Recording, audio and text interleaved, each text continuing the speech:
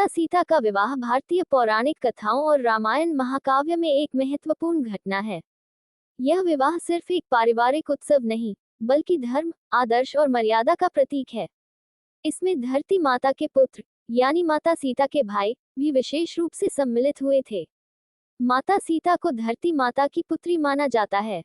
राजा जनक ने उन्हें हल चलाते समय धरती से प्राप्त किया था, इसलिए उनका जन्म लौकिक और दिव्य है। चूंकि वह धरती माता की पुत्री हैं, उनके भाइयों के रूप में धरती से जुड़े सभी शक्तिशाली और दिव्य व्यक्तित्वों का उल्लेख किया जाता है। पुराणों के अनुसार पहाड़, नदियां और अन्य प्राकृतिक शक्तियों को धरती माता के पुत्र या उनके भाई के रूप में देखा जाता है। जब सीता का विवाह अयोध्या के राजा दशरथ के पुत्र श्रीराम के साथ तय हुआ, तो यह एक भव्य आयोजन था। इसमें सभी देवी देवताओं और धरती माता के प्रतिनिधि उपस्थित थे। धरती माता के पुत्रों, जैसे पर्वतराज हिमालय, विंध्याचल और अन्य पवित्र नदियों के देवताओं ने इस आयोजन में भाग लिया। ये सभी सीता के भाइयों के रूप में उनकी खुशी में सम्मिलित हुए। सीता और राम का विवाह मिथिला और अयोध्या जैसे दो बड़े राज्यों के मिलन के साथ साथ धर्म और मर्यादा का प्रतीक भी था। इस विवाह में जनकपुरी और अयोध्या की समृद्ध परंपराओं का आदान प्रदान हुआ। माता सीता के भाई, जो धरती माता के पुत्र माने जाते हैं, ने विवाह में अपनी उपस्थिति से इस आयोजन की गरिमा बढ़ाई। विवाह के दौरान माता सीता के भाइयों ने उनकी रक्षा और उनका आशीर्वाद देने का वचन लिया।